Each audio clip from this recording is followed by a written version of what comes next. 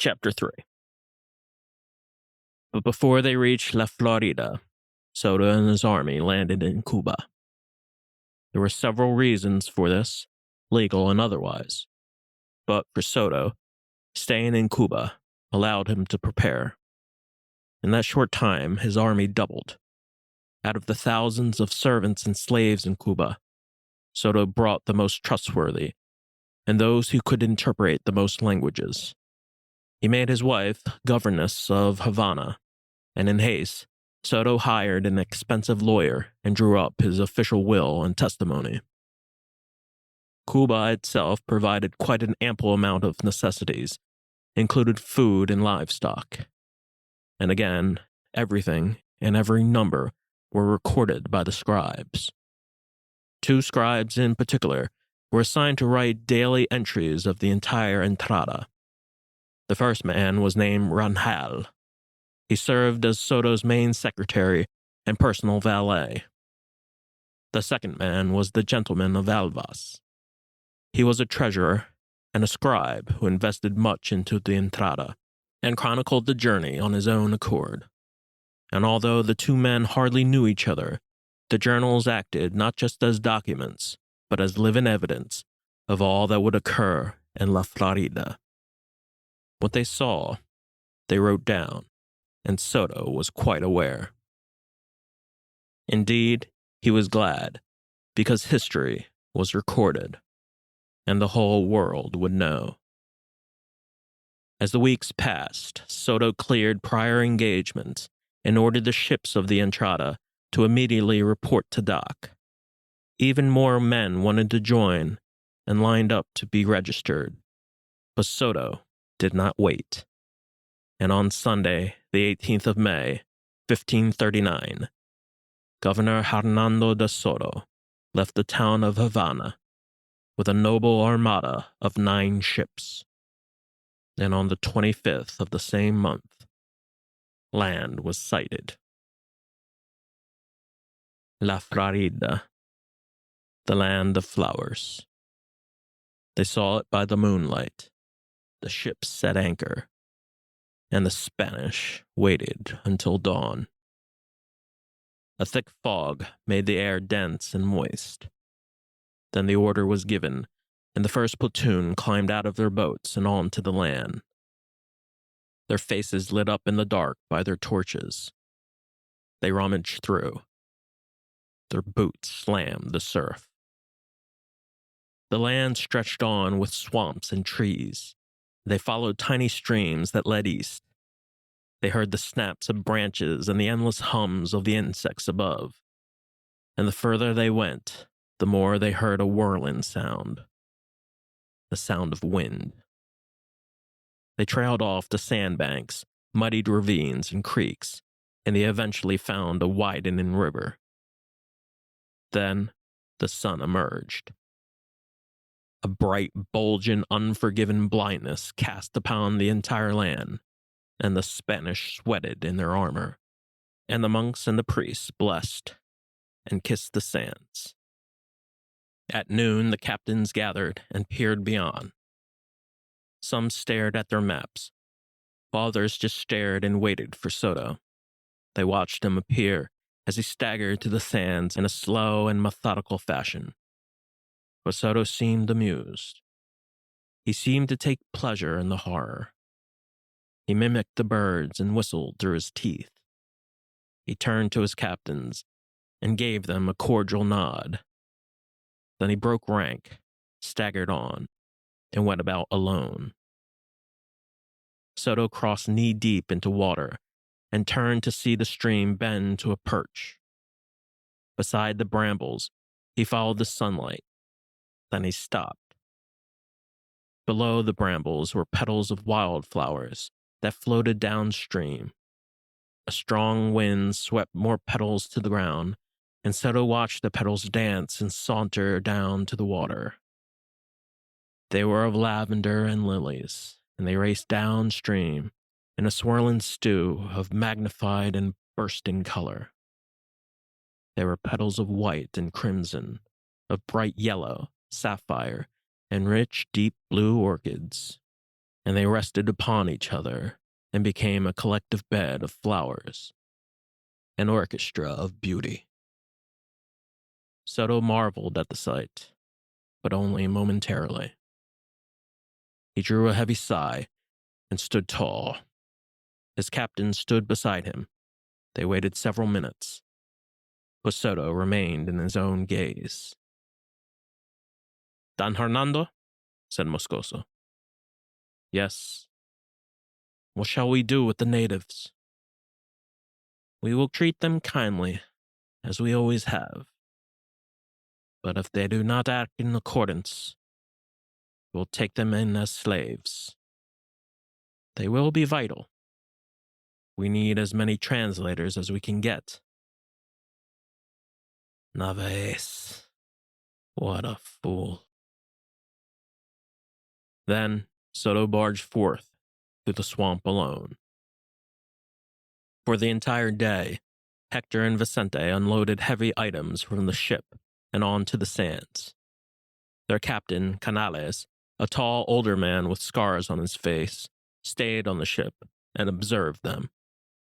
He watched his men carry quilts and canvas. Then he watched them unload the caravans.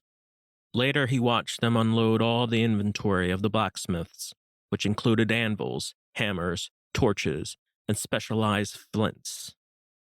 And later, he watched the men unload all of their excess armor, plates, shields, and helmets.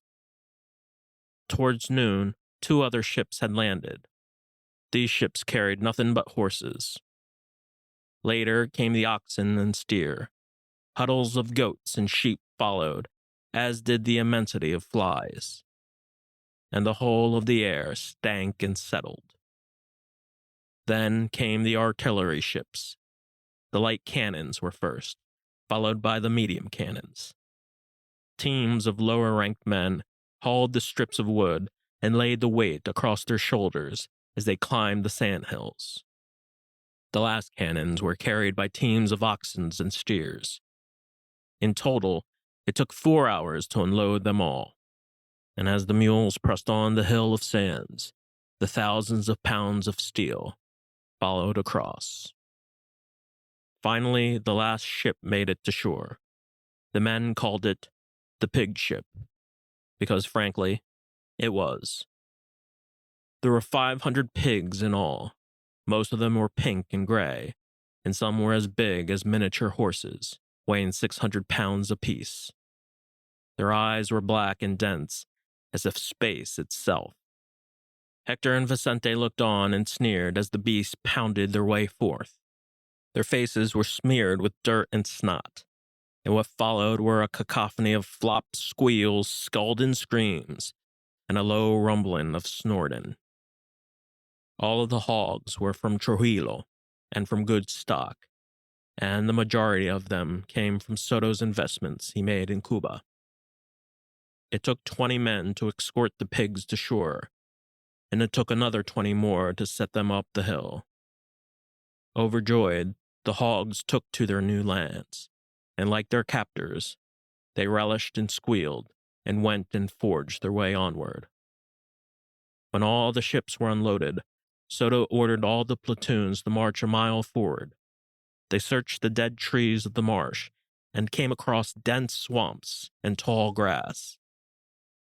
Soto then gave the captains leave, and as dark descended, the men from each platoon made their own fires. The air remained stagnant and void. Not a wind nor a breeze blew, and at sunset, the first 5 pigs were roasted underneath giant banana leaves. The heat had stayed through the dark. The flies and mosquitoes danced and hummed, and as Hector and Vicente talked themselves to sleep, their platoon leader, Canales, came to their side. He looked at them with general disdain, but something about them made him smile. Then he closed his eyes and rested. But the rest of the Spanish kept their eyes open. They stared up at the stars. Their eyes were both young and old. They were bright and big and filled with uncertainty. The eyes of Vicente and Hector, the eyes of Moscoso, of Balthazar, of Juan de Anasco, and Cristal de Espandola. And for that night, and many nights to follow, their eyes of their General Hernando de Soto remained quiet, confident, and alone. 3 days passed. The army marched north and slashed their way through thick vines and shrubs, 3 times taller than the tallest man in the unit. And eventually, when they had cleared a path, the men's faces lit up red with blisters. Juan de Anasco led the horses down a narrow path, and around noontime, a new sight was revealed. 6 miles down, 10 men reported seeing 12 stand-in huts. Each platoon yelled back to each other as word spread, and soon 100 men converged over to the huts. There were 12 tall straw huts, but each and every hut was empty. They found wooden bowls and spoons. They found spider webs and headdresses. Some men found spears and shavens, and still others found bones of fish and a trail of sticks and necklaces. Towards the edge of the huts, they found a fire pit that consisted of a circle of stones and black oily tar.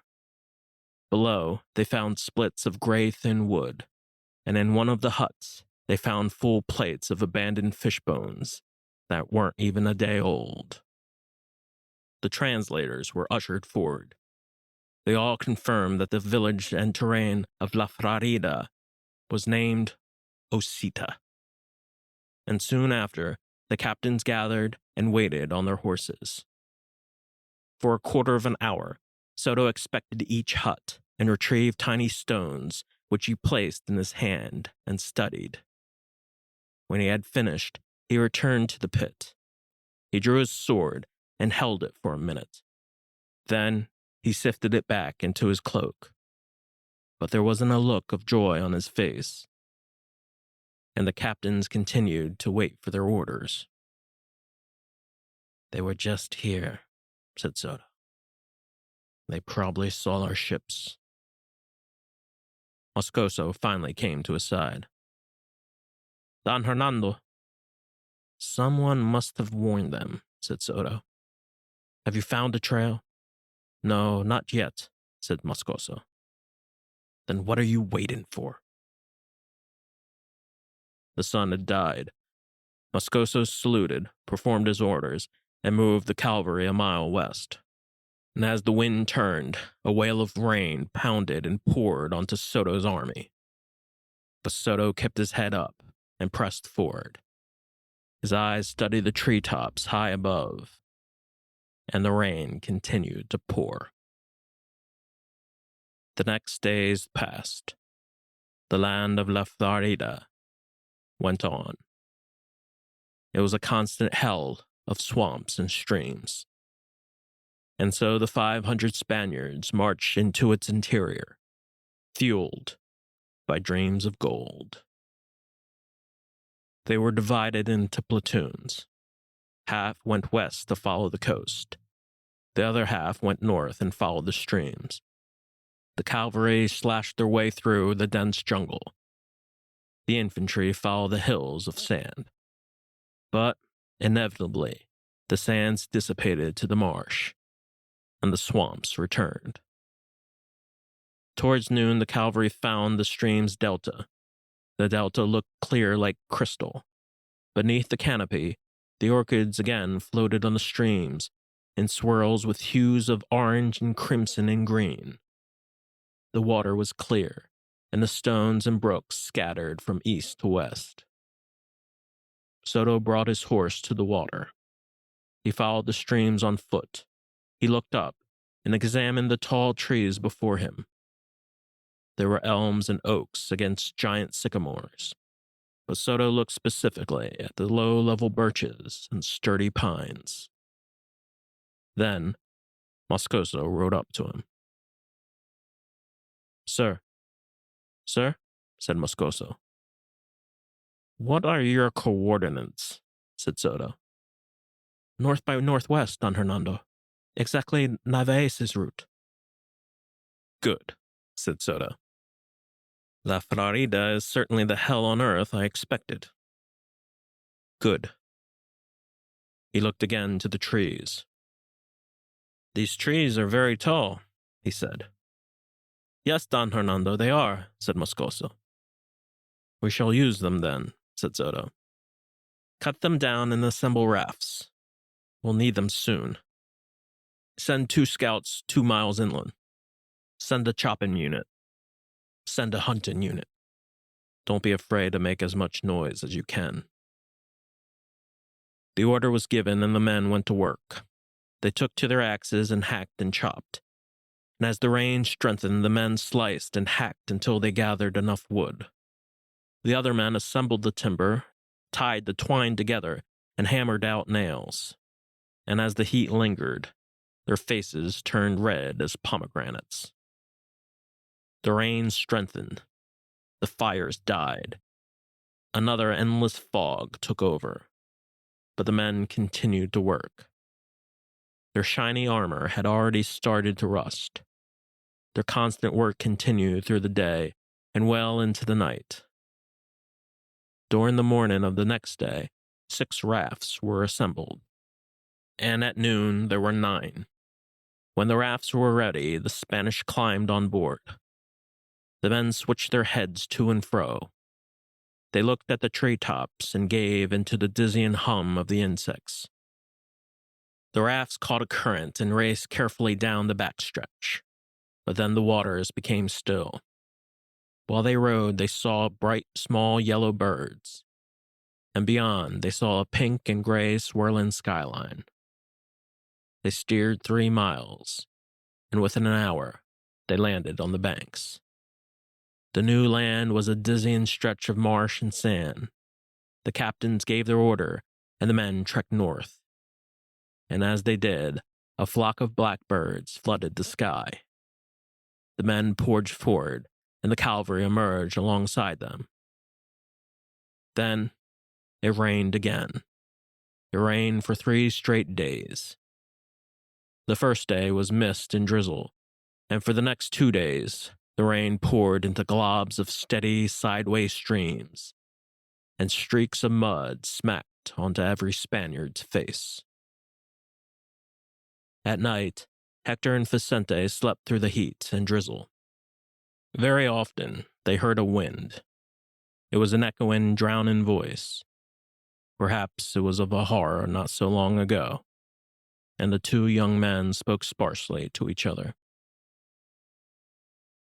It feels like God is pissing on us, said Vicente. He must be, said Hector. He must have drunk the whole ocean. On the 4th day, the rain finally stopped. The army marched north through the swamp and cleared a path. All day long, the Spanish slashed away at the tall grass and dense canopies, and their boots sunk and submerged in unleveled mud. Later, they came upon islands of dead trees. Their boots swished and pummeled through the land. Their faces turned red, and their heavy armor became heated coffins. And although the heat had caused the men to vomit, they persisted and moved forward. And for days at a time, the rhythm repeated. The sounds of the swamps consisted of the howls of the giant blackbirds and the humming of swarming bees. Yet, deeper through the trees were the harmonies of stranger animals, snakes and bats, bears and crocodiles. As a week passed, the captains had already noticed that their men were fatigued. What progress had been made was a mystery, and as the men came forth through the dusk, Soto examined them. He looked at his men and their puzzling, horrified, but determined faces. Yet, through the night, Soto seemed to be in constant study. He stayed awake in his tent, and by candlelight, he studied all the terrain from all the maps he had gathered. But day after day, Soto seemed content with the world and his place in it. Then Moscoso approached and interrupted him again. Why are you smiling, Don Hernando? I feel at home. Feel at home? It's close to it, anyway. Sir, the men saw natives in the trees, but they seemed to escape. Should we go after them? No. Let them come to us. And when they do, chain them. They're scared. Fear will overtake them. We'll use it to our favor. Break them now. Let them know who their masters are. And never let them forget it. And as days went by, it was more of the same. They found no gold. And eerily, they found no native of any kind. In the water, the Spanish caught fish with their hands, but there were other beasts in the water. The natives called these beasts caimans, and they were enormous. One afternoon, Hector saw and studied several caimans shifting about the water. He watched one emerge above the water, and Hector stuttered and stood frozen with fear. It was the most hideous thing he had ever seen, but he could not take his eyes off it. He studied its movements and watched it waddle along the bank. Its scales were gray and hard and ribbed from top to bottom. It slid from side to side. It hissed and snarled, and its teeth glistened. And Hector just stared petrified, with his sword in his hand. He walked along the bank and slowed his stride, but his gaze remained unaltered. The caiman opened its mouth and hissed. Then it dipped into the water and disappeared, leaving ripples in the mud. A minute passed. Canales approached Hector and slapped him on the back. "Ha ha ha! Beautiful beasts, aren't they?" said Canales. "Careful, though. Don't stare too long. They'll suck you whole." As night came, the man rested. Hector, Vicente, and a slew of other men gathered near a fire. Among the men were Diego Valdez, a mean son of a bitch from Seville, Pedro Amaro, a blacksmith from Toledo, and Juan Garcia Neruda, a mysterious Portuguese man who played guitar. They played cards and drank wine and cursed at the mosquitoes that swirled above their heads. All told their tales of how poor they were and how rich they would eventually become after the entrada. And as nights passed, the rest of the men ate, farted, drank, and slept.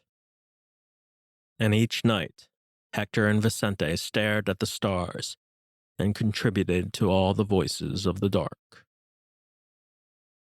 All the gold in the world.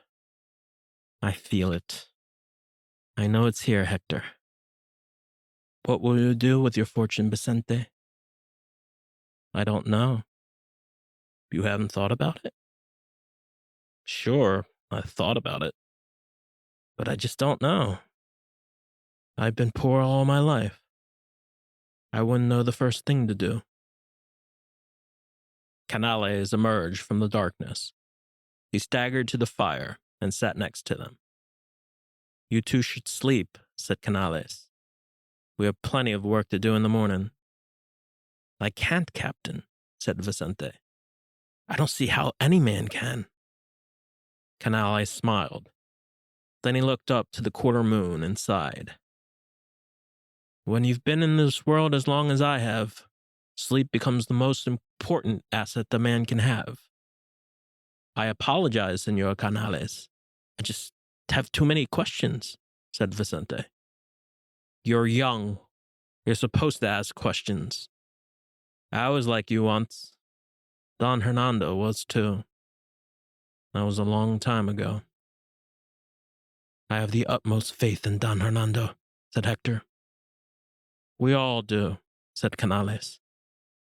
That's why we're here, is it not? Just remember, though, Don Hernando is only a man. I knew him in Peru. I knew him when he was humble. He's a different man now. Tell me about Peru, said Vicente. I want to know everything. I'll tell you in time, but not tonight. Vicente held another question in his mind, but he waited a minute to say it. And when enough seconds had passed, the words came out, fast and direct. What do you think we'll find? Said Vicente. Canales took a cup of wine and drank it whole, and as he stared to the North Star, he spoke in wistful baritones, and his eyes fell deep into a trance. All the gold we ever found was in the city of some kind, and I expect the same case here. The Indians are not stupid. They hide their gold. Sometimes they hide it very well. I do warn all of you, these nights will be the death of you. You'll be men after this, if you survive this. And afterward, you'll be old men, just like me. And you won't know what the hell to do with yourself. Enjoy these nights, boys. Take them for what they're worth. Rejoice in your youth. You'll never get it back. And when he finished, Canales got back to his feet and stood alone beside the fire.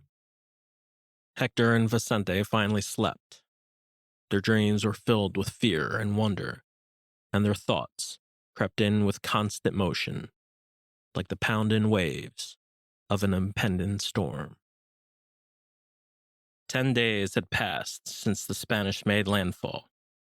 The army made it about 20 miles inland. Yet, other than the remaining slaves of the empty town of Osita, the army found no natives of any kind. The scouts went north and east. They returned hours later and reported no sign of either Indians or gold. Finally, at the dawn of the next day, a dozen natives were sighted. They were a family of 6, 2 young men and 4 women. As the translations went on, it started to rain. The first set of slaves had no idea what the family was saying. The priest or scribes didn't understand either. And it wasn't until the slaves in Cuba were ushered in that some understanding had been made. Soto spent the entire day with the slaves and translators. He never raised his voice. Instead, he gleamed, sharpened his sword, and waited for the priest and the translators to surmise the babble into understandable Spanish. After the relay was over, the facts were laid out.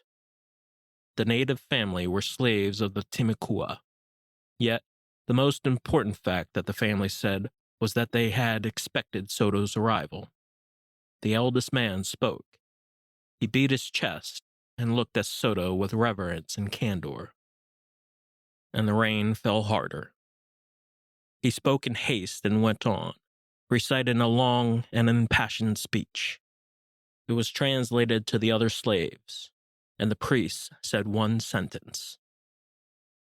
He calls you the child of the sun, said the priest. What did he say? Asked Soto. He says you are a child of the sun. And with that, Soto finally smiled. He repeated the phrase, over and over. A child of the sun of the sun. In the nearby stream, the leaves floated across and danced down by the rocks. Then Soto took out a hammer, looked to the sky, and searched for the right words. A friar approached him with weary, somber eyes. They fear you, Don Hernando. Good, said Soto. What should I tell them? Tell them that this child of the sun is a gracious one, and that he must be loved every single day. In governance, I am gracious. And tell them that these men who ride horses and wear steel are the child of the sun's destined warriors. And tell them that they come in peace. The priest went on. Soto retorted once more. Also, Tell them that this child of the sun has demands that must be attended to, that they will learn their real God in time, and that he will liberate you from all evil." Then Soto said his last commands. His smile faded, and he looked at all of them again with great disdain. Tell them that their enemies are enemies of the child of the sun himself, that their gods will soon die, and that this child of the sun will burn their souls if they should ever displease him. We will take their women, we'll take their lands, and they will forever know their true and righteous gods, and they shall pay for their sins. They hide in the trees. They tire as their hearts pound. They pray. They are the Timakua. Their faces are filled with angst and fear. They hold on to their spears and watch below. One native remains silent. He stares at the clouded sky. Rain begins to splatter. A bolt of lightning follows. A giant blackbird flies above. The Timakuans are frightened at the sign. They follow it and continue to stare. And as the moon climbs up, their lips tremble. The white and the fear return in a flash. For below, the demons march. They rummage through the trees with swords in their hands. They swing blindly. They are the deranged spirits of the dam. Rain and blood splatter on their faces. They want more. They bolt through. You saw them before. What is it? What are they? You remember? It can't be. I thought they... No, it is them. These are the same devils. They've returned. As the Timakua stare, all the memories return. They see a league of demons a mile wide with streaks of cannon fire. A one-eyed man leads them. Blood in pools. Blood in the sand. Blood all over. And now and present, the demons ceaselessly hover over the land. And as they ride their great beast onward, they tear through the rain and yell and scream. It's them. We strike now. No, we can't. We must. The Spanish marched on. They searched through streams and large rivers. Up ahead, they found abandoned canoes and paddles, and further down, they found more huts. The Timakua hid in the trees. They watched and waited high up top their canopies. And when they were ready, the signal was given, and the natives attacked. They jumped out from the trees and they ambushed the Spanish, shooting arrows and spears, but it was short-lived. The Spanish fired back with their cannons, striking the trees and catching them on fire. The smoke lifted, and the natives scattered and fled. They wailed and screamed as the dogs chased them through the bush, and the Spanish yelled back and mocked the natives with screams of their own. 2 Timakuans remained on the ground with their faces pointed to the sky. The Spanish approached and tortured them. They demanded to tell them where their base was and where the rest were hiding. The guides did their best to translate, saying that they did not understand the question, and as a result, the Spanish sliced off one native's head. The other native pleaded for his life and finally complied. The Spanish marched for another mile and saw a small housing complex north of the bank. They saw smoke rise above the morning mist and approached the town in haste, and Soto gave his command. Kill everything that moves. So they did. The Spanish slashed away. The women and the children fled north, screaming and wailing as the Spanish continued to chase them. In an hour, they killed 30 Timucua. They gathered up the corpses and tossed them into a pile. Most of the Indians were naked as the day they were born. And for those who remained, the Spanish took them as slaves and drove them back like cattle. Afterward, Soto entered the town and looked at the dead Indians on the ground.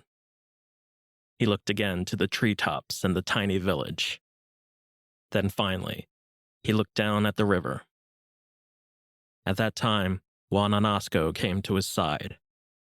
Soto glared for half a minute until Anasco came within 5 feet of him. Then Anasco bowed and saluted. "Don Hernando, the men caught some more a mile down. We killed most of them." "Good," said Soto. "Very good." Then he dismissed Juan Anasco back to the village, and Soto continued to stagger alone. And he laughed, quietly to himself. La Ferida went on, and the Spanish again marched through the swamp and slogged through the rain and muck. They slashed and cut and forged a path. For the next 4 days, the bright sun blistered, and of course, the next day it rained. Their horses slid in sloping valleys and struggled forward through the mud. Through the interior, they found more swamps and small sand islands.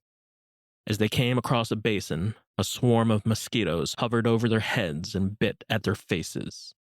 And as they neared the sands of the banks, they saw hundreds of crocodiles swimming in low water. 2 pigs were led down by the dogs and prepared for slaughter. In the pouring rain, the butchers laid out the pigs on tree stumps and made their cuts. It took a whole hour before the men got the fire going, but somehow they managed to make a medium fire, and they roasted the pig on racks of twine and bamboo. The men watched and waited. It wasn't ready until evening, so the men went back to their own platoons, performed their duties, and waited for sunset. Another day passed. The army marched another 3 miles, but none reported seeing any Indian of any kind. Moscoso and Balthazar looked back at their men. Then they looked back at the cannon crew. Their task was to push a gigantic cannon through the mud. Hour after hour they failed. More men assisted, but no progress was made. The men then attached 5 horses and 2 mules to a chain, and along with the strength of 10 men, they finally budged the cannon above the mud. Yet, after this endeavor, the men looked half dead. As they got close to the basin, an accidental round was fired. The shot rang up to the sky and incinerated a giant oak. The men stood frozen and screamed. All prepared and gripped their swords and looked up to the trees, expecting an ambush. But then the men reported the false fire. Canales winced and spat as he passed the cannon crew. And with a blatant stare, he growled and made his point. "Damn cannons! Lucky no one lost a foot yet." The next day, the stretch of swamp finally ended. They found a valley that led to a deep river. Then Soto ordered the army to rest there for 2 days, and as per usual, Soto remained alone in his tent, and the captains gathered and looked at their maps. But none had any understanding of just where the hell they were. The captains ordered their men at ease. Most of the men rested and slept the entire day, and the younger men were ordered into the trees to bring more wood for the fires. Hector and Vicente spent the entire morning and afternoon chopping down small trees with axes. They worked fast and carried load after load back to the wagon. And when the wagon returned, they refilled it with fresh wood and repeated. They hacked, chopped, and whistled songs, and talked quietly to each other. But as noonday came, and as the humidity intensified, Hector began to tire. He staggered, and his head bobbed and dipped. Sweat poured out from his entire face, and the sun continued to climb. His body convulsed, yet there was much more work to do, so he pressed on and dug his axe through the trees. At moments, visions came to him. The visions were of the first slaughter of the Indians, which was mere weeks ago. He could still see all the blood and the sliced-off limbs and heads. And in his mind he heard the cries of the children, and as he tried to get his axe unstuck, he pulled hard and cut himself along his hands, and the blood dripped and gushed out. Vicente stared at him, but he did not say a word. A slight drizzle quickly formed into a downpour. The wagon came again, and Hector and Vicente quickly loaded the carriage. But soon, Hector fell to his knees, clutched his stomach, and vomited all over the wood. The men left him alone, and the rain poured down again. Vicente loaded the rest of the wood back into the carriage, and half an hour had passed. The rain stopped, but Hector remained on the ground. He breathed in deeper and looked as if he were drowning, and finally, Vicente held out his hand and got him up to his feet. But again, he said not a word to Hector. He just gave him the same disappointed look he gave him before, and they went back to camp. Hector slept for hours and was awoken by laughter. He noticed that he was back with his platoon, and he got up and meandered to see if there was any food left. He found a piece of rancid meat and swallowed it whole. Then he walked to a large fire and found Vicente huddled over the other men. At the helm of the fire, Hector found Canales, and he sat down with the rest of the men. For a long while, the men talked, but deep down, they all wanted to hear Canales' story of Peru, Carimaca, Cusco, the Pizarros, and their 14,000 pounds of gold. The men drank bottle after bottle of wine, and when Canales thought it was time, he held his men at attention and told him his tale of Peru. He was in a marvelous state. He was in rare and defined form. He was terrifically drunk, yet all too aware. But still, there was tremendous pride in his face, as if he were young again. He told the tale and slurred his words, and often he gave out a cry and a tear, and the men hung to his every word. If I have to be a son of a bitch, I'd settle to be a lucky son of a bitch. It's luck that got us here, and that luck has been with me as long as I can remember. And Canales went on. We followed the Pizarros. We heard story after story. Stories of Cortez. Stories of gold. None of us believed it. But we were dumb. So we went on. We went on for months. Through jungle and marsh. And heat and stink. It was hell. It was unbelievable hell. Then came the day. He found that small city. They called it Carimaca. It was made of stones and wooden walls. The slaves said there was much gold there. But when we got there, it was all empty. And Canales went on. The Pizarros commanded us to stay in formation, and we waited in the square. We were told to wait for the king, Atahualpa. We waited 2 straight fucking days. Then he made his way down. He didn't look real at first, and his slaves carried him on a golden chair. And in minutes, we were surrounded, but we were told not to make a single movement.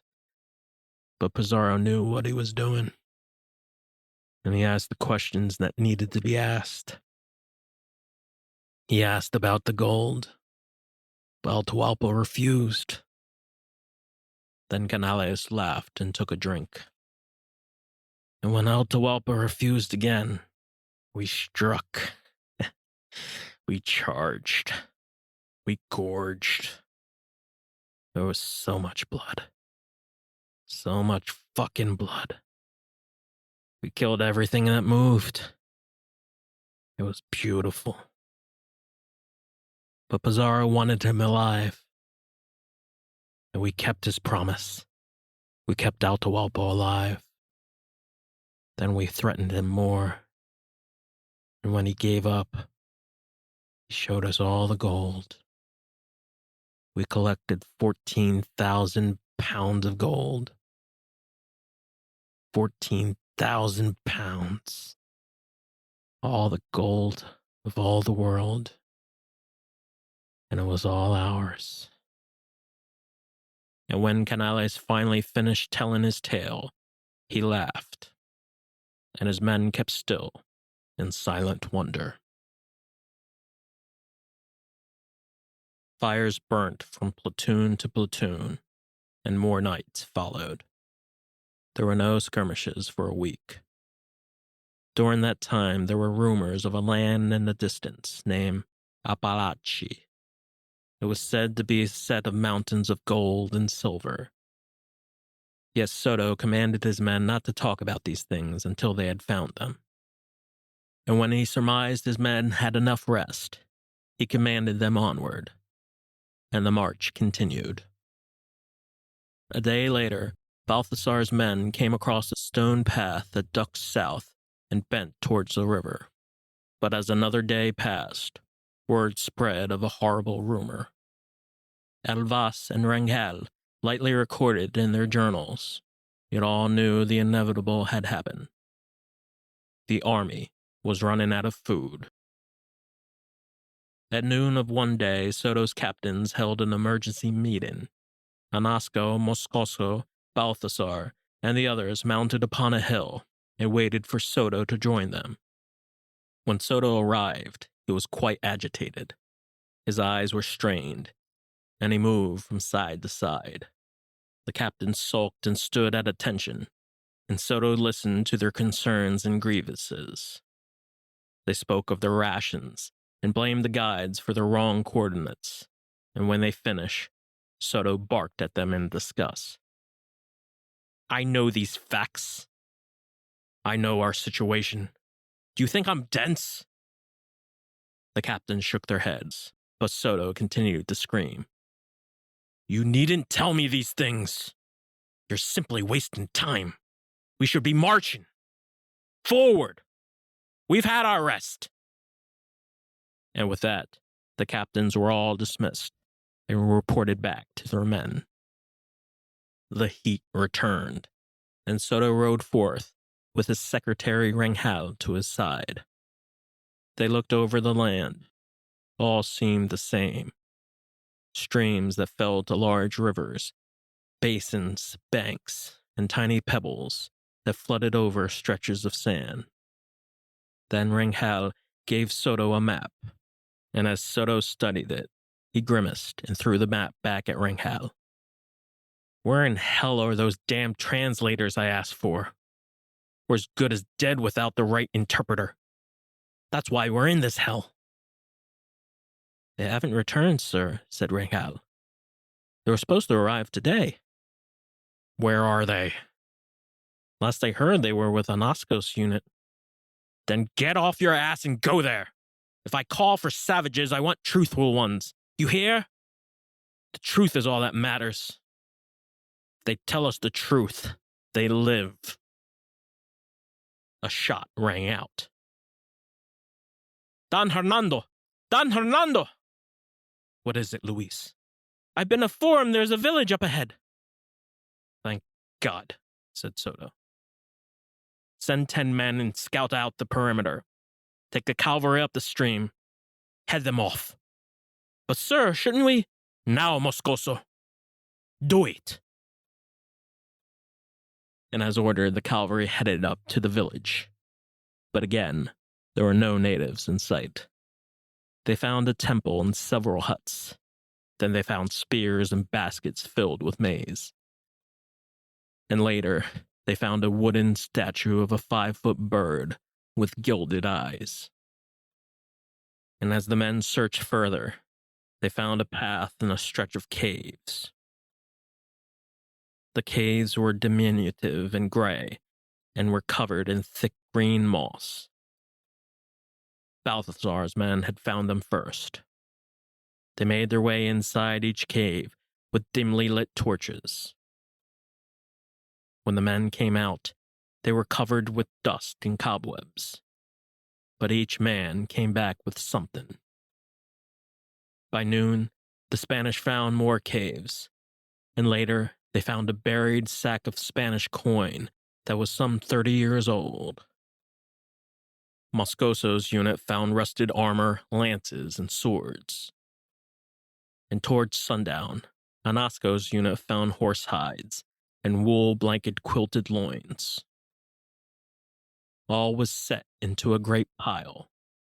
In the firelight, Soto sat next to all the priests and examined what they had found. Trinkets, swords, rusted helmets, ratted clothes, flags, strips of leather, and skulls and skeletons of men unknown. But one thing in particular that Soto examined closely was a leather-bound book. During the afternoon and well into the night, the priest uncovered and deciphered what they could read from the book, and they spoke with Soto directly. Brother Rodrigo, a fat, clean-shaven monk, was the first to examine the book. He wiped off the dirt and dust and studied the ratty, moldy pages. And as he read, his face lit up, and consequently, so did Soto's. "What's the last date that was written, brother?" asked Soto. "It reads April 1527. 11 years ago. Is there any mention of Alvar Nunez? Cabeza de Vaca?" "No. But this was written by one of Narvaez's men, a treasurer of some kind." "Read on, brother." "It says that the men were so starved that they ate their horses, and that the Indians kept attacking. It also says that they found some refuge in these caves." And as the monk went on, Soto soon surmised the whole scene in his mind, and calculated both the history and the clear and present danger. His captains gathered and remained silent. "We are not to move away from this place for at least a day. The savages are close enough. Let them come to us. Take the maize." The captains all nodded, and as night fell, the army made camp and patrolled the outside perimeter of the caves. Soto sat by the fire and listened to the wind. Then he awoke one of the monks and placed the book back into his hands. "Do it again, brother. Read from the beginning." And the monk did. Soto stared at the flame and closed his eyes, and as the monk went on, he drifted into slumber and went deep into the recesses of his memory. And, like the schemes of a play, he placed all the pieces in accordance and tried to make sense. He imagined what Nunez would have done 13 years ago. He was a man who survived, but was completely damaged. And what was left of him was his memory of all that was seen and unseen. Still, they remained incomplete. There was a move or a missing piece. What it was, Soto did not know. So he dreamt more and dove further into the void. And when he woke up in the dark, he screamed and shouted. Yet no one heard his cries. The next day came. The scouts spent the first 2 hours rummaging through piles of dried beans they found hidden in the huts. The fog lifted, and a steady stream of rain poured onto the men. Some of the men went back into the caves, but they found nothing new. When the rain stopped, Soto ordered those scouts to forge ahead to find traces of food. The rest of the army remained at the camp and ate the beans and maize. The other men held patrol and paced a half a mile in the other direction. Then an arrow fired. It sliced through a man's hand. The man screamed, and the Spanish retaliated. They shot their hand cannons and fired round after round. The Indians yelled and screamed and shot more arrows, and the Spanish fired back with their heavy cannons. The men continued to shoot. Shells exploded through the trees, and smoke filled the canopy. Then the Indians fell to the ground, and the cavalry gave them chase. They tackled 3 Indians and lanced them through their backs. More Indians got away and dashed forth, escaping through the swamp. The smoke cleared. A quarter of an hour passed. Silence lingered. Then a faint sound faded in and out, and in the clear, they saw a man dash forth through the swamp. He tripped on a stump and crawled through the mud. Then the man yelled out as the dogs piled on top of him. "I am Castilian! I am Castilian!" More men gathered. They pulled the dogs away. The Spanish stood stunned. The man looked ravaged and old. His body was filled with bruises and tattoos. His eyes fluttered rapidly. One eye was completely shut. The other eye was open, but clearly damaged. The man shivered as if he had been caught beneath a sheet of ice. Balthazar and the translators came to the scene and was shocked that the man spoke Spanish. "Explain yourself," said Balthazar. The man responded. The words came sharp and clear. "I am Castilian. My name is Juan Ortiz. I'm from the Entrada de Navaez. Please, you must believe me. I am Castilian." Then Balthazar ordered his men, and they carried the man all the way back to the rendezvous point. The crowd gathered and shouted, "How can this be? He says he's one of Navaez's men. He's blind. He's an imposter. What use is he? He knows the land." Then Soto arrived. The men took Ortiz, ushered him into the tent, and departed. The priest and translators were summoned, but as Ortiz spoke in Spanish, Soto immediately smiled and dismissed them. And for an hour, Soto and Ortiz were left alone. They sat and ate cobs of corn at a time. And Ortiz told his tale. "Take your time, Ortiz," said Soto. "Tell me all you remember." "They tell me you are a slave." "I was captured. They tortured me. They." "Who are they?" "The Timequa, the tribe." "For how long?" "I don't know. It was autumn when we landed. It was spring when we..." "That was 11 years ago, Ortiz." 11 years. 11 years. But now you're free. We came just in time. It is you that I should be thanking." Soto studied Ortiz's eyes. The right side was fine, but the left side was filled with scars and seemed to have no pupil. "What happened to your eye, Ortiz?" "I lost it. Trying to escape. They tortured me." "Who did this to you?" "The Timequa." "Who are they?" "They're the tribe of this land. Some are friendly, but most are cruel." "But they were your captors?" "Yes." And do you know their language? Yes, most words. That's all I need to know. As the night passed, they talked about Spain and Narvaez. They talked about the expedition and of the rumors of gold in Osita. Then they talked about the land and how far it stretched. But even so, it came all too clear. Ortiz was the miracle incarnate. He was the man who could save the whole Entrada, for he knew the land and the language. We're blessed. We're truly blessed, Juan, said Soto. You're a gift from God.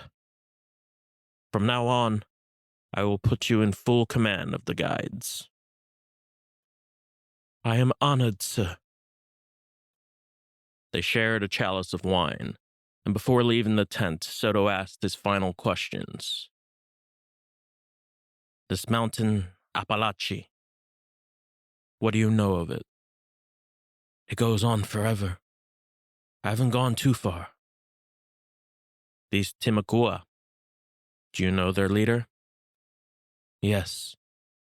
Is he close? Yes. He's a cruel bastard. He has an army. So do we, Juan, said Soto. What is the nearest town? Osita. Yes. It's a very rich town. They have no silver, no gold. They have plenty food, though. I will show you. In time, you will show us everything, Ortiz. So Ortiz showed the way. Soto divided his platoons.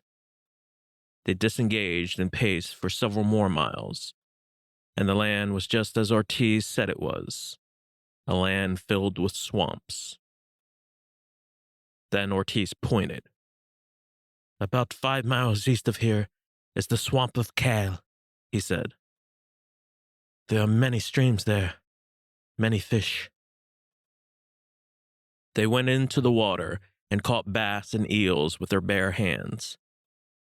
They ate on the banks of the streams. However, they were on constant guard. They held tight to their swords, expecting snakes to drop from trees and crocodiles to jump from the waters. But most importantly, they peered into the dark, expecting the natives to ambush. But there was only rain. For 2 more days, the rain poured and everything was wet and dank.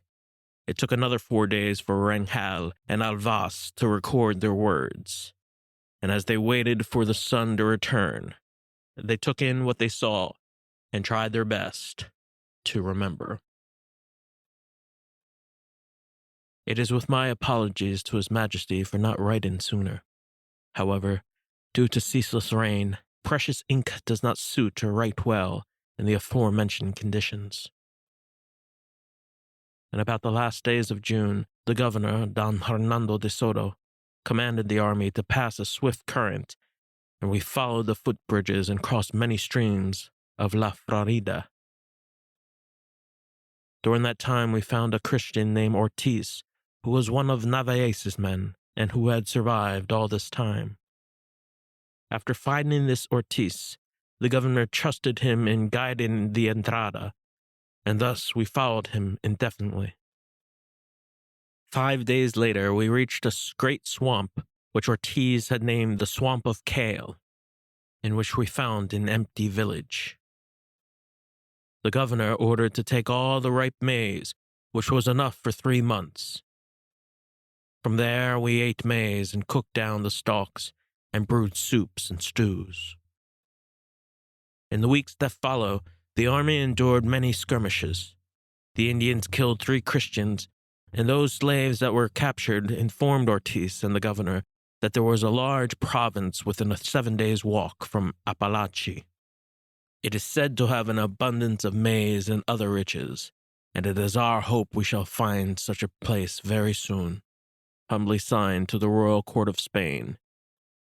Gentleman of Alvas. 17th July, 1539. 7 more days passed. As the Spanish rode forth, they came up listless and distressed. They determined that the Indians who guided Ortiz to Apalache had lied to them. There was no maze, no view of mountains, nor splendor, nor any promise. There were only stretches of streams and swamp. And, being that indeed true, Soto ordered the 2 responsible Indians to be tortured and hung. Ortiz talked to Soto for another hour, but for the remainder of the day, he remained alone and was asked not to be bothered. He remained at the edge of the camp with his guards on watch, and as night fell, he could be spotted playing a game of chess alone. His captains gathered, and Moscoso, Balthazar, and Anasco stood, stared, and pondered. He's still playing that game. I wonder why no one challenges him. They're afraid. That's the only reason. It's a good enough reason. Why does he want to be alone all the time? Then Moscoso looked and turned. Let him be alone. Let the man think. He's planning. Planning what? His next move, said Moscoso. He knows how to fight these savages. We're in good hands. Put your faith in God. Let Don Hernando figure out the rest. And as they stared, Soto still remained alone by a dim fire. Night settled to a deep blue dawn, and the board was still filled to capacity. His eyes switched back from the pieces to the flame, but as he stared deeper, his eyes began to close. His nostrils flared, and he took in long and deep and painful breaths. And as he opened his eyes again, he buried himself deep within the board. And he tried to find a way. The fire grew and swung from side to side. He looked terrible. His eyes were sullen, and his skin was pale. He sighed, stared up to the night stars, and snorted. What month is this? I asked. They say it's October, said Soda. I don't really believe them, though. Then he took the 2 pawns, held them beneath his back, and presented 2 fists before the flame. Choose, Sardina. I pointed to his left hand. He unveiled the pawn, and it came up black. He neither smiled nor said a word. He set up the board. But I noticed something wasn't right. Soto hadn't all his pieces. One of his squares was empty. It was his most important piece. Where's your queen? I asked. I don't need her, Soto said. Did you lose her? No. Then why? I've learned to play without her, said Soto. This game will be no exception. So the board was set. 31 pieces. 15 white, 16 black. I stared at Soto's empty square. Then I held my queen and placed her firmly on her square. I never really understood this piece, I said. No one does, Sardina. He made his first move. And just like almost every game, he moved his king's pawn 2 squares up to the center. From that moment on, I knew for certain that this would be the last game I would ever play. I felt a pain in my stomach, and I cradled my head. But Soto only stared. You know the point of the game, don't you? To capture the enemy king, I said. Good, said Soda. At least you remember that. Make your move.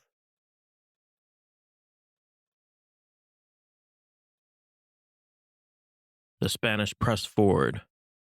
Beyond the swamp of Kale was a flat and peculiar land. It was a beginning stretch of hills that the natives called Apalachee. 3 days they marched without incident.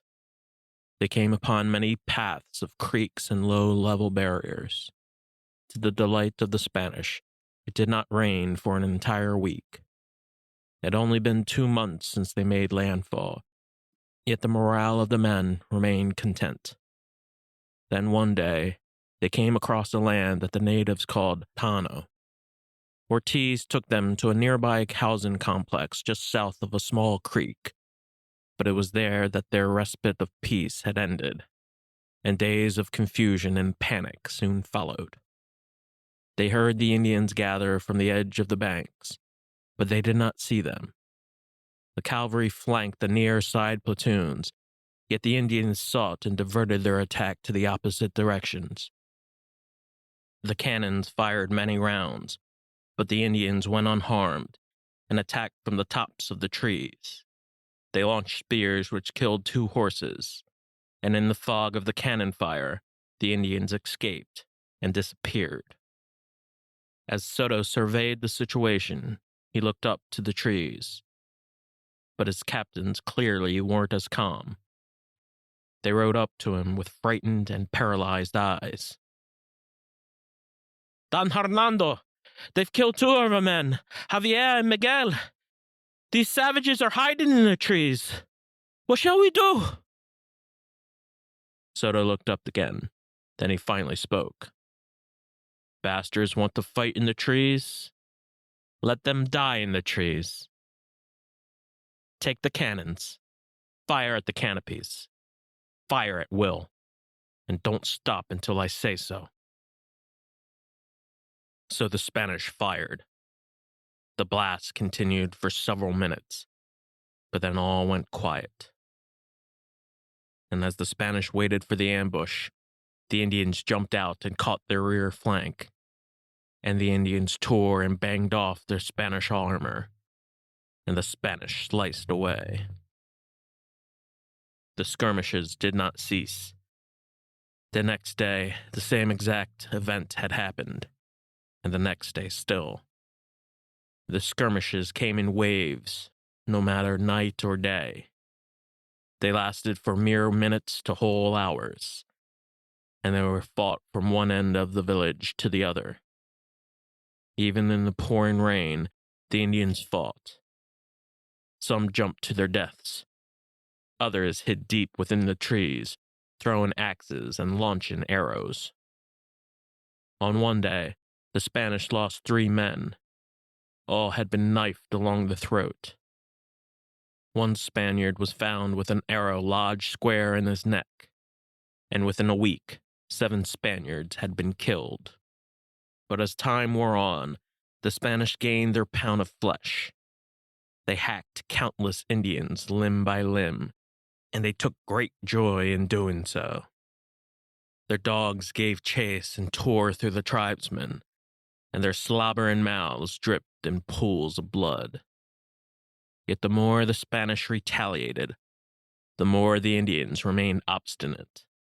The Indians kept fighting. The Spanish retaliated, and it seemed that the ambushes and counterattacks would go on forever. Not far from the cavalry, Canales' unit dropped off fresh supplies to the cannon crew. They were then ordered to patrol the perimeter of a stretch of low trees. Vicente and Hector talked to each other, but only sparingly. Their exhaustion proved to be too much, and they drifted in and out of sleep. In the dank heat of the night, their bodies seemed to be perpetually collapsing, ounce by ounce. Vicente slept, but Hector seemed to be in a different sleep. one so deep that he couldn't tell whether he was awake or dreaming. And because of this, he walked through the night with his eyes open, but he could not feel his body. He heard voices and followed them. Then he spotted a native child up top of the canopy. The child swayed on a low branch and drank out of a skull. The child looked at him, but he wasn't fazed, and the liquid that poured out of his mouth was red blood, and the child slurped it and showed his rotten teeth. Then Hector blinked and awoke to clear consciousness, but the child disappeared. On the day the Entrada left the swamp of Kale, the Spanish marched through fog and forged a path through a long mile of wood. They made progress and spent 3 days marching north. From there, the skirmishes seemed to subside. But Soto, as well as his captains, knew this reprieve would not last very long. Soto surveyed the land ahead. It was comprised of dense, thick trees and heavy, tall, and slumping grass. Then he examined the river south with his mind in heavy calculation, and Moscoso came to his side. "We need leverage," Soto said. "Leverage?" said Moscoso. "We have nothing to offer them." "Forgive me, Governor, but why should we offer them anything? They've killed enough of our men already." "Get me Ortiz," said Soto. 5 minutes later, Ortiz arrived, and Soto asked his questions. "Ortiz, what is this land ahead?" "They call it Napituca, sir." "What do you know of it?" "I know there are many Indians among it. Narvaez tried to kill every one of them. They ended up killing us." "Ortiz, I need to speak with the chief of these people. There must be a chief, correct?" "There is," said Ortiz. "I don't know if it's the same one as before, but I know there is a chief." "I will ask." "Ask away," said Soto. "Moscoso." "Yes, Don Hernando." "Spread the word. Take prisoners. Lock them in chains." Dusk came, and the next day Ortiz guided the army north across a stream, and beyond it, as promised, was the town of Napituca. The Spanish marveled at the sight, for unlike the towns they crossed, Napituca was densely populated, and among the largest cities they had found, and all of it was contained by large stone fences that narrowed to an arching bluff. There were many huts along the banks, but there seemed to be even larger huts some 200 feet across the bluff. Some houses were 60 feet high, and their residents, some 1,000 Napituca Indians, were waiting for the Spanish to arrive. A scout team sent an initial peace offering to the subordinates of the head chief, but as the Spanish entered the town of Napituca, they were greeted with arrows. They fought the entire afternoon and well into dusk, but Soto's men maintained his command. They captured 100 prisoners, locked them in gangs of chains, and forced them to march behind the Cuban slaves. Then the translators asked the slaves for gold and treasure, but the slaves simply did not answer. More slaves were gathered by Anasco's unit cavalry, and at the end of the day, the Spanish captured a total of 300 Indians.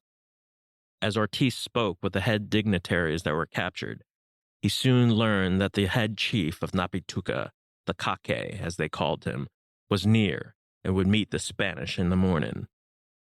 The Spanish refused to give their prisoners food or water, and the prisoners wailed and moaned in the dark. Some collapsed from sheer exhaustion. Others extended their hands and prayed loudly, flooding the air with their songs, But the Spanish, being furious and agitated by their cries, slashed the slaves across their face with whips and knifed them in their stomachs to see how much they could bleed. By midnight, the captains finally understood Soto's scheme. Soto addressed them by a fire. He explained that possessing the prisoners was their leverage. Then he explained that if the chief was held prisoner, then it would be their ultimate leverage, and all awards would follow. And the next day, the army seized the entire land of Napituca, including the chief's favorite son. Upon learning this, Soto rode about a quarter of a mile to a fire pit located between the banks and approaching bluff. Ortiz stayed by Soto's side and informed him that the chief of Napituca was a mere hour away. Soto ordered his men to stand their ground, and they waited the entire morning. Noon approached, and a cry echoed out. Again, Soto commanded each of his captains to restrain their men from any activity, and both sides remained tense and still. Then 1,000 Indians gathered and surrounded the Spanish from every side. The translators offered peace meals, beads, and wreaths, but the Indians had no interest. Finally, the Kake approached Soto. He was accompanied by 24 guards, and he stood naked with tattoos covering his face, neck, and shoulders. The translators moved in closer. Ortiz translated the formalities, but the Kake gave no orders. He just stared at Soto, who remained on his horse. More and more Indians were spotted along the woods, and Soto peered from one end of the bank to the other. Ortiz. Yes, sir. Are these all the tribe of Napituca? Most of them, sir. Some are Timucua. Then the Napituca translators approached the Spanish priest, and Soto nodded to Ortiz. Do your best, Juan. The villagers and tribesmen looked at the Spanish. They were bitter faces all around. Then Soto closed his eyes and whispered to himself. Same story, over and over. The Kake replied. He went on for several minutes, but not a word was translated. And when Soto finally had enough, he moved his horse closer to the center and shouted as loud as he could. People of Napituca! I have told you several times, our people wish to come in peace. We expect you to do the same. The translation followed, but the Napituca stood confused, and the more Soto went on, the less and less they seemed to understand. But Soto persisted. If you do not comply, may God help you. We come from Holy Spain. Go ahead, Juan. Then Soto pointed to all the prisoners the Spanish had captured the night before. We have hundreds of your people. They will be our slaves forever if you do not comply. In exchange, all we ask is... Soto reached into his cloak and retrieved a gold necklace. It was Atahualpa's necklace from 12 years ago, and the Indian stared. Ask them, Juan. Ask them where we can find it. Ortiz asked, and the translators asked again. But the Kake and his people remained stupefied with anger. Then Soto continued. Please, show us this, and we will let your people go. The tribe stood appalled with their eyes open, forever locked in a state of confusion. And Soto went on.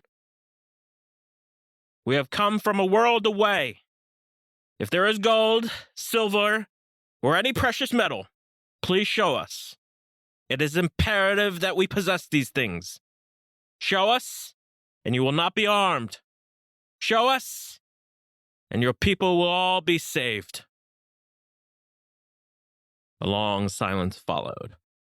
Ortiz pleaded to the tribe, but the tribe pleaded back.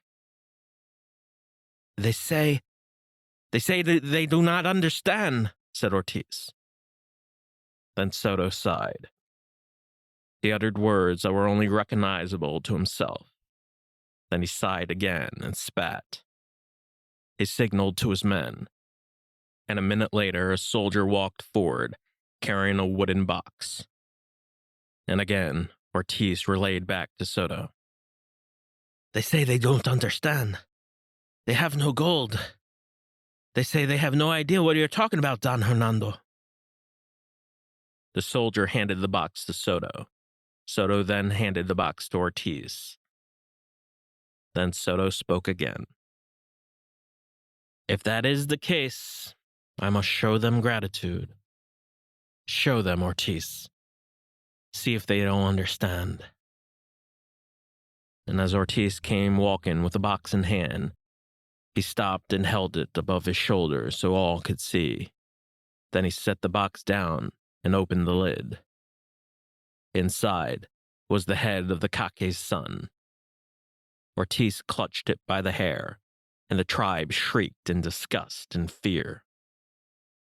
Soto marveled at the sight. He smiled and seethed from his teeth and stared right into the Kake's eyes. But oddly, the Kake gave no emotion. And Soto spat to the ground, then turned to Ortiz. Do they understand now? And to the shock of all the Spanish, the Kake turned his back, and his people followed. In all the screaming and shouting, another translation came out from the ranks, and a priest forwarded it to Ortiz. They say they will see you in the morning. And with that, the tribe departed, making no other sounds besides their footsteps. The Spanish watched the thousands of Napituca Indians head back from whence they came, and they stood dumbfounded. Soto raced back and forth on his horse, seemingly and perpetually lost in thought. He looked at the giant lake south before the bluff. Then he looked back east to the trees. Then he looked to the sky and realized there was little time. The captains panicked and rode from unit to unit, demanding to hear an order. But none were given. There was little light left in Napituca, so the army rested in angst. The men asked their captains ceaselessly, wondering, fearing, doubting what would happen next. But each time, their captains gave the same response and urged them to keep steady. They smelled smoke from a great fire that was far in the distance. And at nightfall, Soto ordered his captains by a fire. It is a ruse. It is a goddamn ruse, said Soto. Lucky for us, they gave themselves away. The captain stood confused. None replied, and Soto bit his lips and continued. They will attack in about an hour. They want us to wait until morning. But if we do, we're dead. So we'll counteract that now. Moscoso, Anasco, drive the cavalry north between the bluff. That's their main entry point. They saluted and departed. Soto switched and commanded the rest. Balthazar, Diego, assemble the artillery south and east. Fire directly into the trees. Give them no warning shots. We cannot afford it. For the rest, follow my lead. The army followed, and the captains readied their men on a slight hill just before the lake. A dozen of the heavy cannons positioned themselves triangularly and loaded their rounds. Then, as Soto expected, a cry shouted out from yonder. The cry grew in volume and intensity. It rumbled to a fever-pitch crescendo, and it echoed and clamored on for a long, painful minute. It was the cry of the 1,000 Napituca. Scores of Timucua warriors, lancers, bowmen, and spearmen rushed up the hill and screamed. But the well-positioned Spanish cavalry countered. They charged and attacked the tribe, trampling them with their horses. Then Soto sighed, and the cannons fired into the interior, and the plumes of black smoke filled the sky. And, as expected, the whole of Napituca erupted in chaos. Even though the Spanish were severely outnumbered, Soto's plan worked in perfection. In less than 10 minutes, 100 Napituca warriors lay dead on the ground. In 5 minutes, 100 more were slain. Several more were incinerated by the cannon shells. Body after body stacked the sandhill, and gorges of blood emerged and covered the ground in spews of red and black. The cannons reloaded. They fired and repeated, and Soto watched calmly, switching his eyes from side to side. Out from behind the lake, more warriors rushed the land. They held spears and clubs, but the Spanish were ready for them. The muskets fired a second round. The warriors pressed through and brought some of the Spanish down, but the rounds and rounds of gunfire proved too much, and the warriors retreated back to the lake, screaming and shrieking.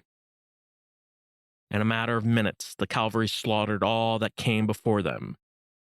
Streams of blood fell like confetti. Soto ordered the infantry to move towards the lake. The Indians held their ground for quite some time, shooting arrows from close range and preventing the Spanish from gaining ground.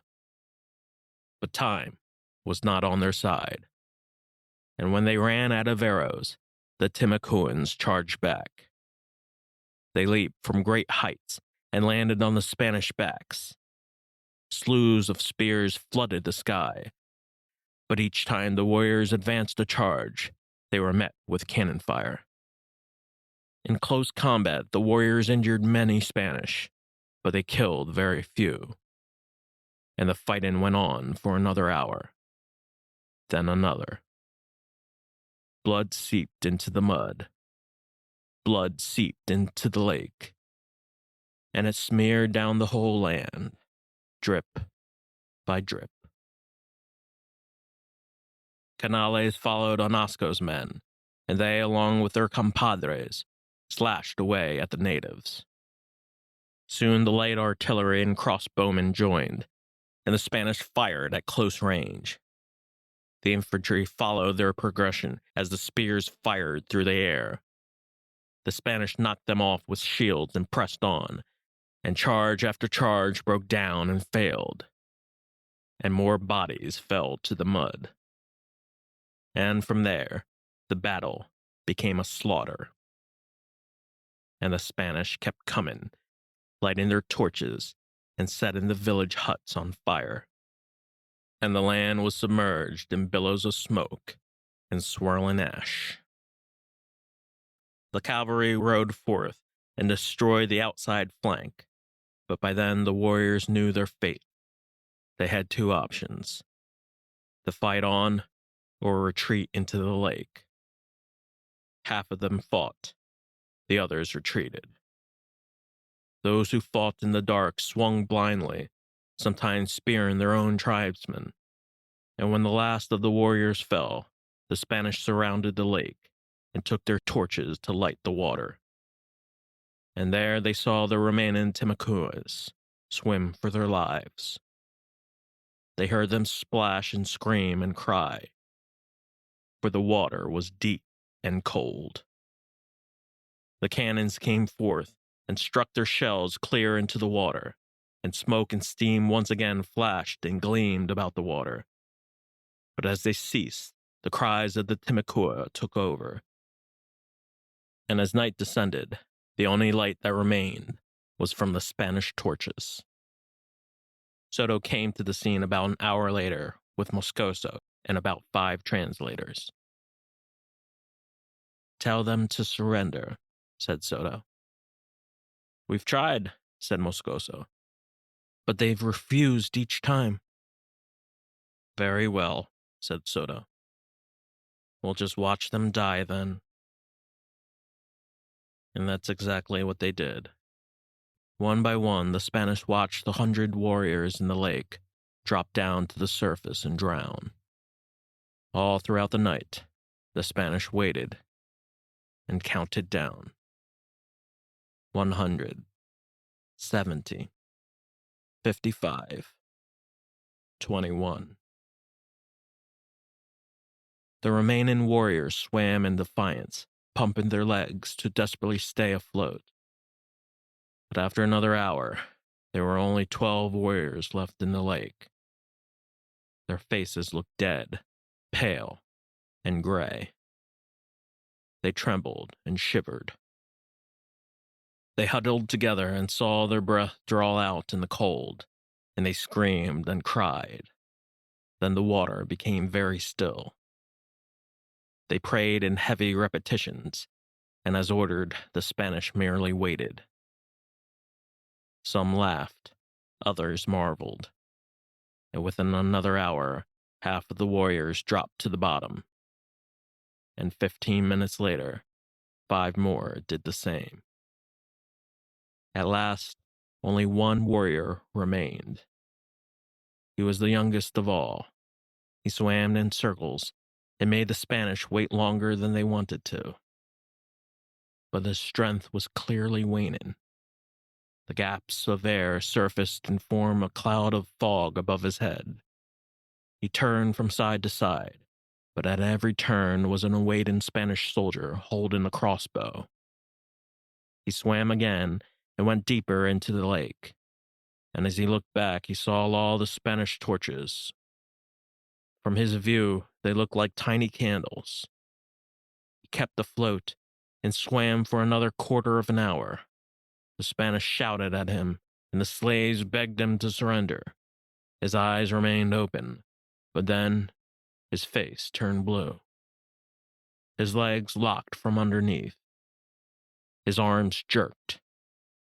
And in his last painful minute, his body gave out, and he sunk to the bottom. In the morning, what remained of the Napituca were crackling, dying fires, the stench of burning flesh, and massive pits filled with bodies. And so the Spanish walked, seemingly in a trance. Hector was no exception. He felt the horror inside, but he could not define it. He walked from end to end with a madness slowly creeping inside his soul. And each step he felt buried in burden with tremendous, everlasting guilt and pain. He walked towards the monks and priests, but they were not in prayer. No psalms were sung, no blessings were offered. They merely lowered their heads. He thought about all the warriors he had killed, and he smelled his bloody hands. Likewise, Vicente too walked in a trance, but he seemed not to be fazed at all. Instead, he seemed carefree and accomplished. He smashed his swords against clay pots with his mouth hung open. He looked demented and deeply satisfied. Hector met Vicente along the swamp, and they stared into the lake. Then they heard an awful scream. They turned their backs, and a warrior charged right for them. Hector countered with his sword, and the warrior's momentum flipped him in the air. The warrior landed on his back, and Hector quickly approached and pointed the edge of his sword towards the warrior's throat. But then he stopped. "Come on, Hector, kill him!" Vicente yelled. But Hector did not move. He looked at the warrior's face, and soon again Hector's eyes fluttered. He was still in a trance. He stumbled and tried to open his eyes, and the warrior soon bolted back to his feet. "Hector!" The warrior reached for his spear, but in one swift motion, Vicente slashed the warrior's head and decapitated him. When he finished, Vicente placed the sword back in his cloak. Then he gave Hector a great look of disdain. The two went on and rested near an oak tree. Vicente grabbed a pig's foot out of his bag and ate it voraciously. He then offered a piece to Hector, but Hector refused. Then Vicente spat to the ground and looked at Hector straight in the eye. "What's the matter with you, Hector?" He gave no response. "Hector, what's the matter with you? What the hell were you doing? You had him beaten. Why didn't you kill him then?" "I hesitated." "You hesitated?" You're what?" "I'm tired," said Hector. "We came here to be kings, not priests," said Vicente. "They're not human. Put that through your head." An hour passed. Vicente trudged through sopping grass and spotted a small caiman swimming up to the surface. The beast waddled to and fro. Its scales were dull and green. Vicente waited and watched its every move. And when the moment was right, he reached for his sword and pierced the caiman straight through its forehead. The caiman hissed and whipped its body from side to side, but soon it stumbled, and Vicente laughed and approached closer. He took out another sword and bashed the caiman on its head until its whole mouth ran dark with blood, and Vicente screamed and smiled. Come on, you! Eat away! Eat away!" Hector looked on. He neither returned the smile nor showed any emotion at all. Later, a man came to the spot. It was Jimenez, a slightly older man who was part of their platoon. He looked at Hector and Vicente, and he sighed and turned his head. "There you are. We've been looking all over for you." "We didn't receive any orders," said Vicente. "What happened?" "I've got bad news," said Jimenez. "What happened?" Jimenez did not respond. "What the fuck happened?" Vicente repeated. They followed Jimenez back to camp. Then when they reached the sands, Jimenez pointed. It was a freshly cut leg, but it wasn't the natives. A huddle of men gathered. Their Captain Canales hobbled on one foot and screamed, "Let me walk! Let me fucking walk!" Vicente shook his head over and over in disbelief. Hector simply closed his eyes. "What happened?" "A cannonball tore right through him," said Jimenez. Canales stumbled and hobbled. He was wrapped in bloody rags, his face smeared with sweat and mud. Blood sipped through his wound and dripped to the ground. The further he hobbled, the more he hollered. And the men stood and stared at him, expecting him to fall at any minute.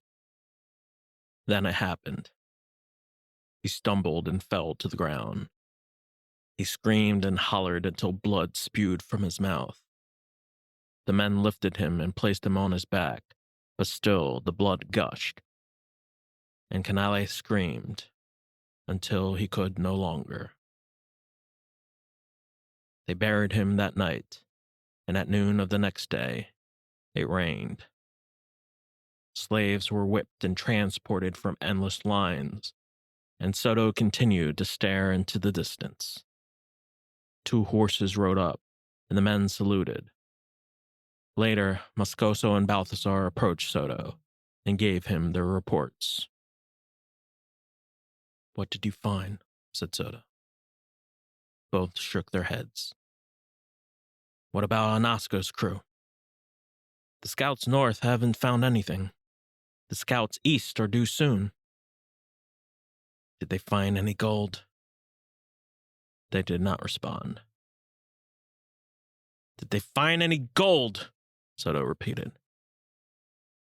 No, Don Hernando, they did not. Don Hernando, shall I? No. Whatever you have in mind is not necessary. But, sir, it's not necessary. Where is this Kake? We captured him, Don Hernando. Bring him to me. Immediately. The rain poured, and the men brought the imprisoned chief of Napetuca towards Soto. Ortiz and the translators made their way to the scene, and Soto staggered towards the Kake, holding a chained mace. Tell him his people fought well, but we are his masters now, and we will be even crueler to them if he does not comply. They will see the other side of justice. The Kake moaned, shouting for his subordinates, but by then they were all enslaved and driven off behind the pigs and cattle. The Kake set his fiery eyes onto Soto, and they shared a long glare. Then he mumbled, and Ortiz retorted back. He says, I do not understand. Soto drew closer. He leaned and tilted his head. Ask where he's hiding the gold. The translators asked. He says he does not know, said Ortiz. Ask him again, said Soto. Ortiz asked again. The Kake shook his head. His face was filled with disgust and hatred, and Soto looked on, matching his countenance with seas and scowls of torrent breath. He still says he doesn't know, said Ortiz. Very well, said Soto. We showed him enough mercy. Cut him limb by limb. Start with the feet. Unleash him. The order was given. The guards unleashed the chief, and Soto grabbed his sword. But the Kake had already broken away. He lunged and leaped and tackled Soto to the ground, and with one quick shot, he pummeled Soto across the face with a jagged stone. Then he yelled out to his people, urging them to revolt. But not a minute later, the Spanish surrounded, stabbed, and decapitated the Kake, and the slaves turned silent in utter shock. Immediately afterward, the men surrounded Soto. He lay on his back for nearly half an hour. He heard voices which he could not discern, and blood spewed from his forehead and dripped down to his chin. When he awoke, he saw the heads of all his captains. It took several more minutes, but he got back up to his own power. Water! Bring him water! Shouted the captains. Bring the governor water! And when Soto was handed the cup, he slurped his own blood. He spat out and wiped his face with his muddied hand.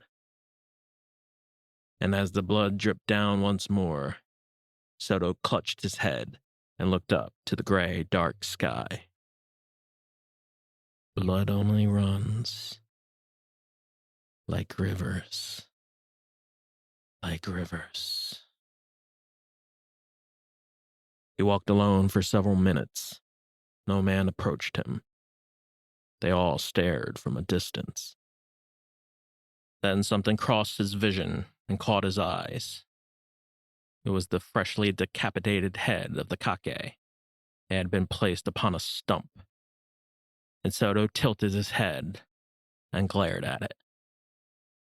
And as he approached, Soto took out his mace and mauled the already decapitated head with deep, repetitive blows. When he finished, Soto hobbled and studied the wind. He heard many things. He heard the women scream. He heard footsteps and the hiss of maiden snakes. And again, he felt the blood drip from his nose. And he felt it drip down to his knees and ankles. But in some perverse way, Soto seemed to smile through the pain and continued to bleed.